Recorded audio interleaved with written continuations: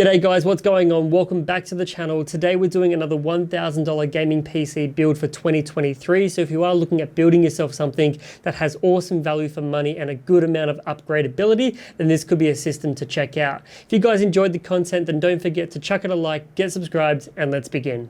Now guys, before I go through the PC build and tell you about the parts that I use and the prices that I paid, quick shout out to Brandon from Centrecom in Auburn, New South Wales in Australia. If you are watching, mate, thank you so much, because I called you guys up on Easter Sunday, drove out there within 45 minutes and everything was pretty much ready to go on the bench and put it in the car and take it home.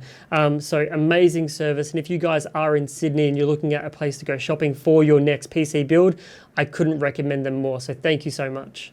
So now let's go through all the parts that I used, and I'll share with you how much I paid as well as the reasons why I chose those specific components. If you are looking to do something like this for yourself and maybe that particular part isn't available, then I would just recommend calling up your local PC shop, wherever that might be, and telling them and referencing this video maybe and this price list or parts list and seeing if there's something comparable that they can offer. So starting off with the CPU, I think the best value CPU out there at the moment is still the Ryzen 5 5500 at $148. You've got 6 cores, 12 threads, it boosts up to 4.2 gigahertz, and it comes with the cooler in the box. So I think it's honestly one of the best value CPUs out there. For the RAM, we've gone with Kingston Fury. We've got a 16 gigabyte kit. I don't think you need more than 16 gigs now for gaming. This is at 3200 megahertz, CL16 RAM as well, nice and quick. No RGB, but honestly, RGB isn't going to give you extra performance despite what everyone says. And I do think that this sort of stealth black look from Kingston actually looks pretty nice. For the storage, we've gone with a SSD from Team Group. This actually only costs $33 and it's a Gen 3 NVMe drive. And I know that you could probably say that 1 terabyte should be the minimum, but I think for a lot of you who are looking at building something at this price point, 500 gig is enough, providing that it is quick and you can uninstall and install and move things around as you need. And so if you want to add more storage, you can, but I think this is probably the best value for money.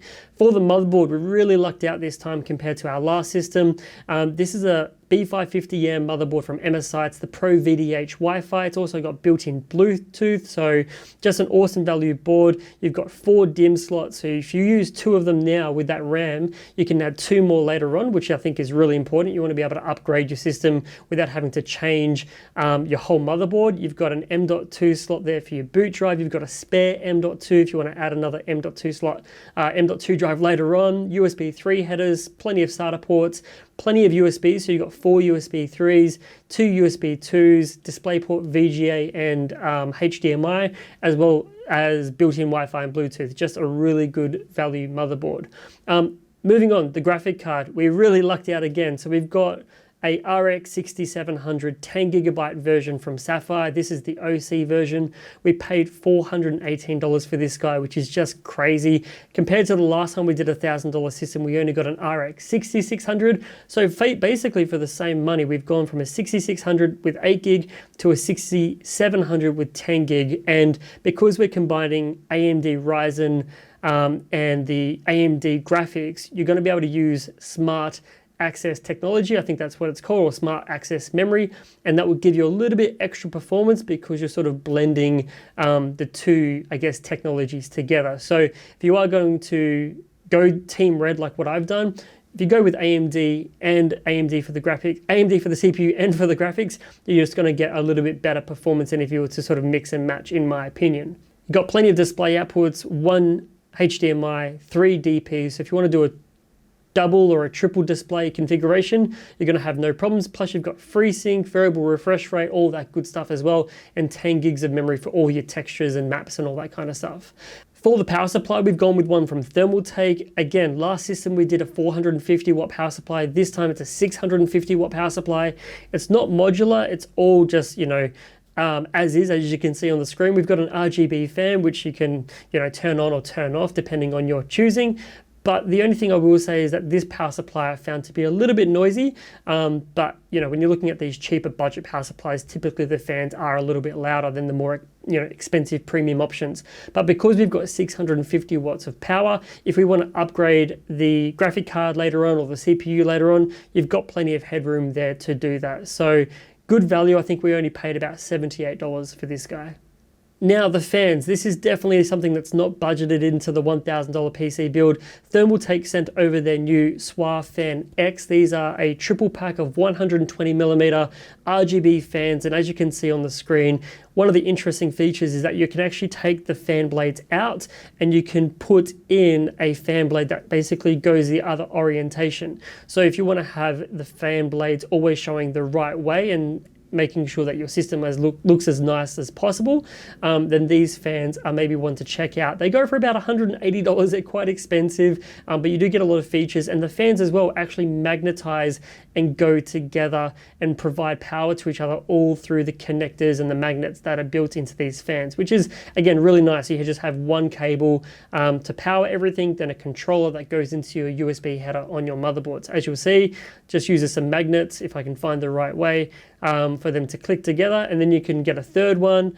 Again, I'll find it the right way and click it together, and you can see you've basically got a really nice, clean looking set of fans if this is something that you're chasing. I will say though, the software absolutely sucks. Couldn't get it to work, couldn't control it. I've been speaking to Thermaltake. They're gonna try and, sort me out with a fix, but I still haven't got it yet. But they are very cool fans, and I can't wait to see what the software fix that they have is for me.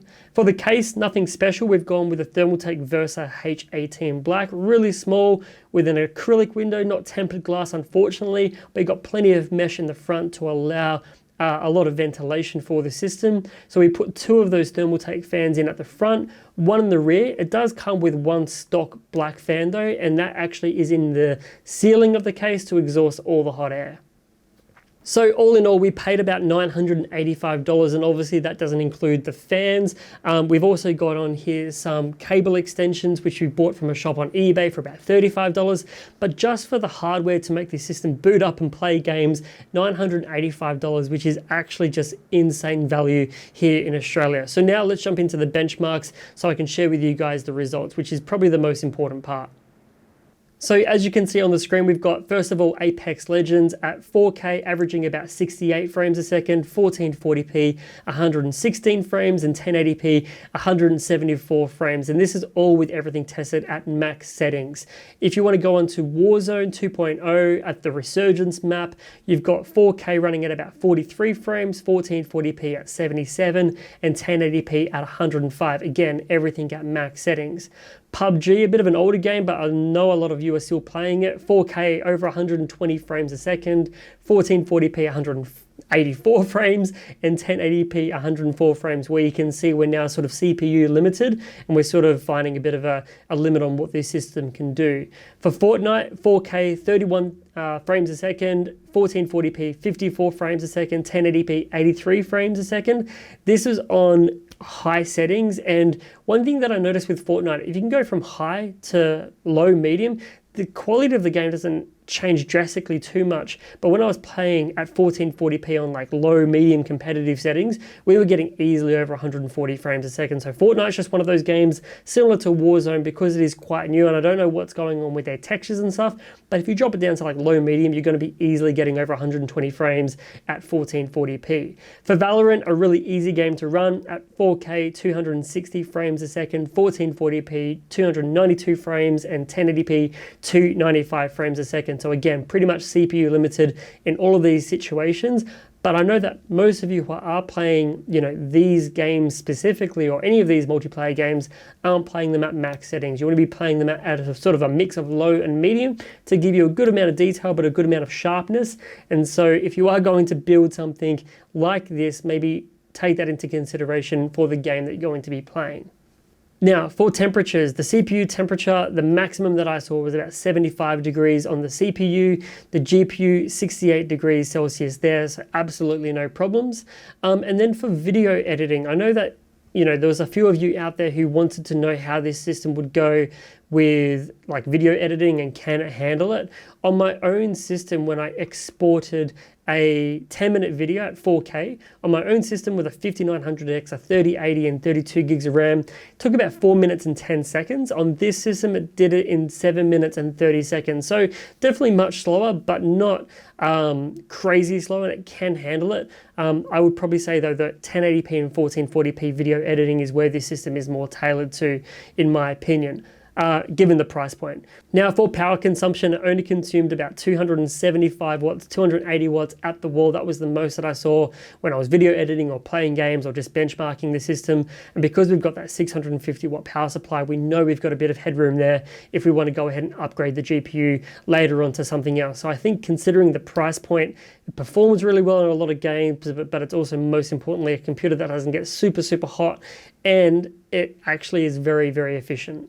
So guys, to sum up this PC, I really don't think there is better value out there for $1,000 here in Australia. Yes, I could have gone maybe cheaper on the motherboard and saved a little bit. Yes, I could have gone maybe a little bit more expensive SSD, maybe going up to a terabyte or something like that. But I'm really just trying to find a really good, balanced, high-performing PC. So for me, the compromises that I didn't want to make were I wanted a motherboard that had at least 4 RAM slots. I had 2 M.2 slots just for future upgradability. That makes it really easy. I wanted a motherboard with built-in Wi-Fi and Bluetooth this time, so I didn't have to use any dongles compared to the last one where we had to do that. The power supply, I wanted again something a little bit more than 450 watts just to give us a bit more upgradability. And I think with 16 gigs of RAM, a 10 gig VRAM on the video card, 650 watt power supply, motherboard with lots of expansion, this system really ticks a lot of boxes. And I mean, again, the case is really something that is personal preference. This one only costs about $50,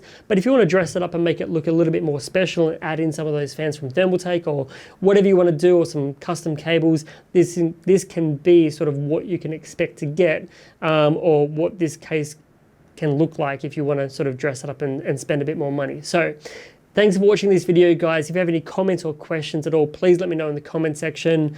Hit me up on Discord, Instagram, Facebook, whatever. And until the next video, guys, thanks for watching, and I'll see you in the next one. Cheers.